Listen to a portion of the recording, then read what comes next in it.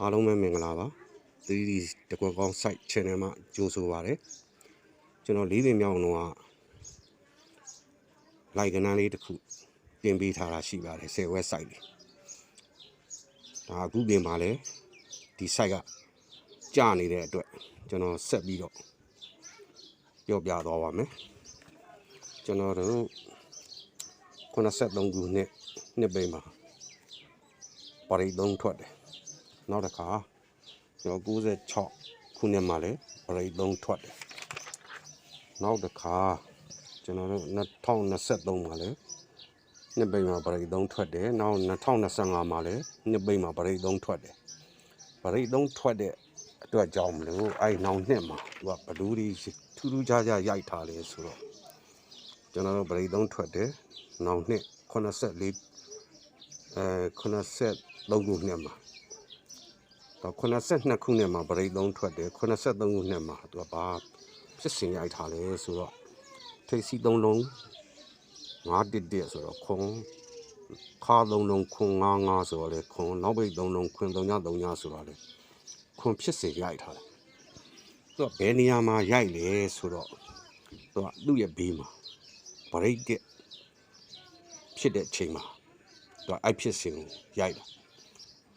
ပရိတ်ကိုခလေဆန္နာယူပြီးတော့သူကထိပ်စီ3လုံးခွန်ခါ3လုံးခွန်နောက်ပိတ်3လုံးခွန်ဆိုပြီးတော့ရိုက်သွားတာပဲဖြစ်ပါတယ်အဲ့လိုပဲကျွန်တော်တို့96ခုနှစ်မှာပရိတ်3ထွက်တယ်98ခုနှစ်မှာသူကထိပ်စီ2 9 5ဆိုတော့6ခါ3လုံးကခွန်63ဆိုတော့လေ6နောက်ပိတ်3လုံး2ခွန်ခွန်ဆိုတော့လေ6ထိပ်စီ3လုံး6ခါ3လုံး6နောက်ပိတ်3လုံး6ဆိုတာလေသူကသူ့ရဲ့ဘေးမှာခလေဆန္နာတက်တယ်မှာပရိတ်ခံပြီးမှဒီဖြစ်စဉ်ကိုရိုက်တာအဲ့လိုပဲကျွန်တော်တို့မနစ်က23ခုနှစ်မှာလဲပရိတ်3ထွက်တဲ့အတွက်24ခုနှစ်မှာကျွန်တော်တို့ထိပ်စီ953ဆိုတော့3ခါတိုင်း333ဆိုတော့3နောက်ပိတ်436ဆိုတော့3ဖြစ်စဉ်ရိုက်တယ်အဲ့ဖြစ်စဉ်ရိုက်တဲ့ချိန်မှာလဲသူ့ရဲ့ဘေးမှာ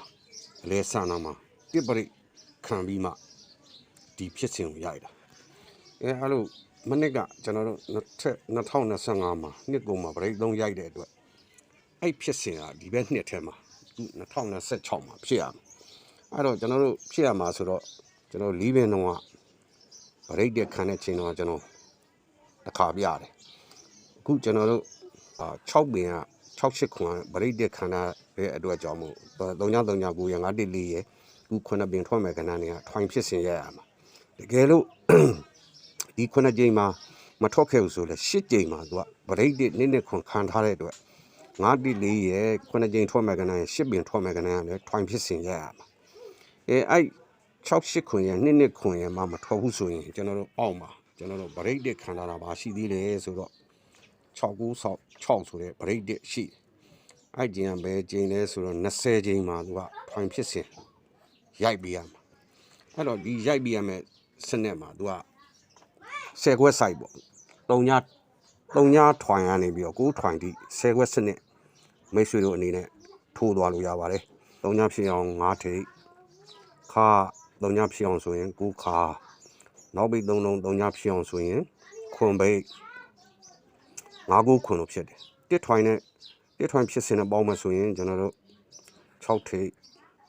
ခါ3လုံးတစ်ဖြစ်အောင်ဆိုရင်3ညခါနောက်ပိတ်3လုံး3ညဖြစ်အောင်ဆိုရင်10ပိတ်ဒါ10ခွက်ပေါ့ဗျာကျွန်တော်တို့စီနီယာခွန်1 9 10 3ည9 3 1 3ည4 2 1 5 3နောက်တစ်ခါကျွန်တော်တို့2 6 4 3ခွန်5 4 8 6ဒီ10ခွက်ထိုးရမှာဖြစ်ပါတယ်မိတ်ဆွေတို့ဒီ10ခွက်ကိုထိုးသွားပါဗျာခု9ပင်အဲ့လိုမှမဟုတ်ဘူးကျွန်တော်ကတော့တကွက်သေးပဲထိုးကျင်ပါတယ်ဆိုရင်တော့ကျွန်တော်စီမှာ1000နဲ့လာရောက်ဝယ်လို့ရပါတယ်ကျွန်တော်တော့တကွက်သေးပဲထုတ်မှာပါဒီထွိုင်ဖြစ်စင်တွေကဘယ်ကနာတကွက်သေးထိုးရမယ်ဆိုတော့ကျွန်တော်စီမှာစနစ်ရှိပါတယ်ဒီပင်9ပင်မှာမထွက်ရင်10ပင်မှာထိုးရမယ်10ပင်မှာမထွက်ရင်အောက် 20ပဲမှာကျွန်တော်တို့တစ်ဖြစ်တဲ့နောက်မှာဒီ20ပဲမှာထိုးအောင်မှာဖြစ်ပါတယ်မိတ်ဆွေတို့တကယ်လို့တကွာတဲ့ထိုးခြင်းနဲ့ဆိုရင်တော့ကျွန်တော်ဘိုင်ဘာကနန်း980 1392မှာလာပြီးတော့ဝယ်လို့ရပါတယ်ကျွန်တော်ရှိကို